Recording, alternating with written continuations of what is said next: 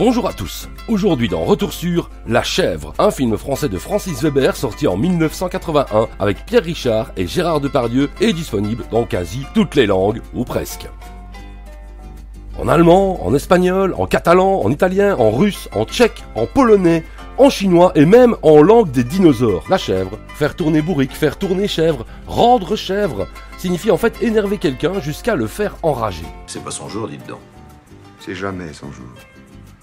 Avant d'aller plus loin, j'aimerais rendre hommage à Michel Robin, décédé ce 18 novembre 2020 des suites de la Covid-19 et qui jouait le rôle du président Benz dans La Chèvre. Vous allez lui demander de s'asseoir. Comment? Dites-lui de s'asseoir, c'est tout. Il faut que je m'assoie. Oui. Où vous voulez.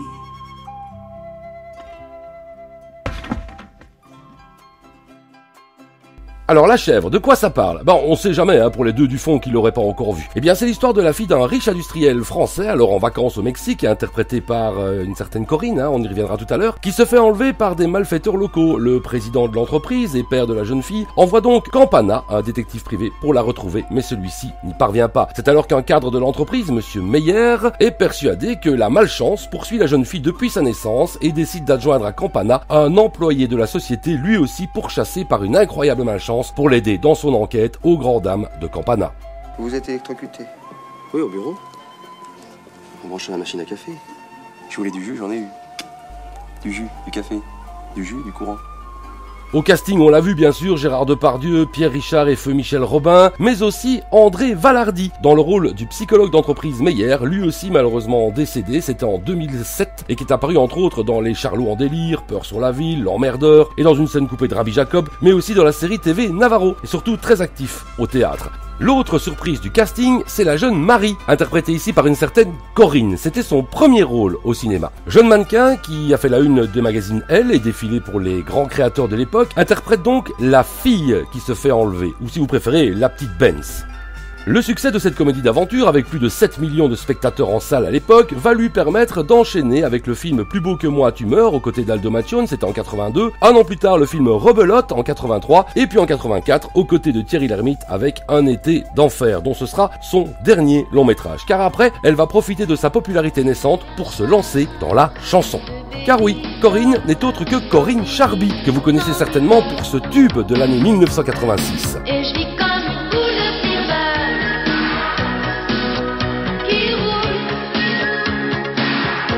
Elle enchaîne également en 1987, juste après, avec un autre tube. Et moi je vis ma vie à pile ou face, tous mes sentiments à pile ou face, d'un coup je casse. Ensuite, disparition totale des écrans pour une vie de famille bien rangée. Alors bien sûr, le film est ponctué de scènes cultes, en veux-tu, en voilà, je vais pas toutes les compiler, sinon on devrait y mettre quasi tout le film, mais bon, allez, juste 2-3 comme ça pour le coup d'œil. Vous allez vous faire mal, je vous dis. Vous êtes fait mal? Des emmerdes, je savais que j'aurais que des emmerdes avec cette fille, je le savais. C'est elle. Vous croyez? Que des emmerdes, c'est elle. Que des emmerdes, je le savais. Mon pauvre vieux. On arrive en bout de puce, non? Merde! Ça y est, on décolle. Enfin, j'espère. Bon bah ça va.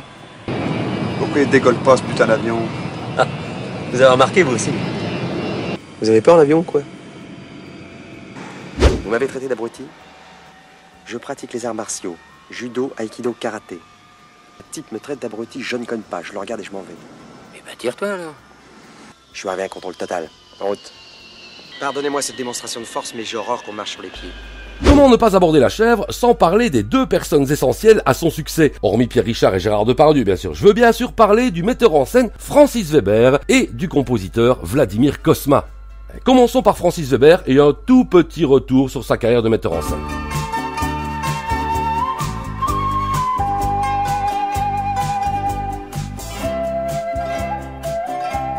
Et pour Vladimir Cosma, je pense qu'un retour sûr lui sera entièrement consacré, car résumer et illustrer sa carrière prendrait des heures. Donc allez, juste 2-3 bandes son comme ça pour passer.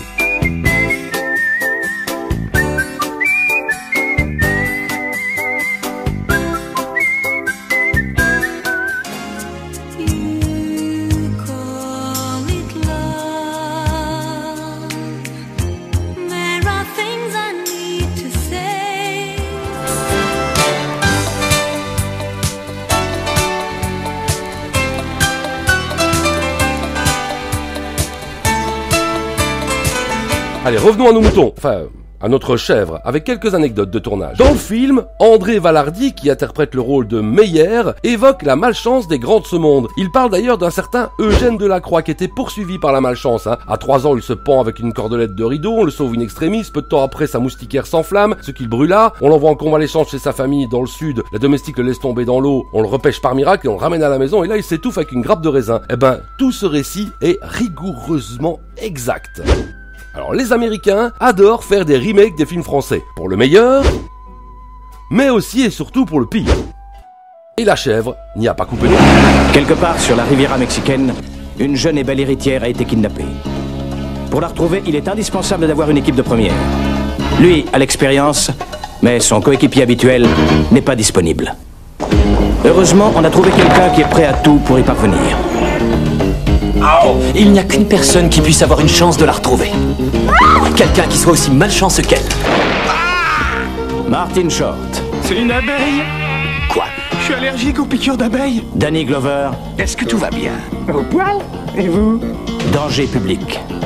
Autre anecdote, Campana et Perrin devaient au préalable être interprétés par Lino Ventura et Jacques Villeray, mais un cachet trop faible pour l'un et une incompatibilité de caractère pour l'autre ont eu raison de ce casting préliminaire qui échoua finalement à Gérard Depardieu et Pierre Richard. Bon, bien sûr, il y a beaucoup d'autres anecdotes de tournage, comme la scène de la guêpe, etc. Mais bon, d'autres youtubeurs ont déjà parlé de cette scène culte, donc laissons à César ce qui appartient à César. Voilà, avant de vous quitter, je remercie une fois de plus Mickaël Ponchon pour sa participation et vous invite à aller visiter sa chaîne YouTube, qui est en lien en description. Mickaël qui a une collection mais inimaginable de bandes son. Je vous invite à aller jeter un coup d'œil sur sa chaîne.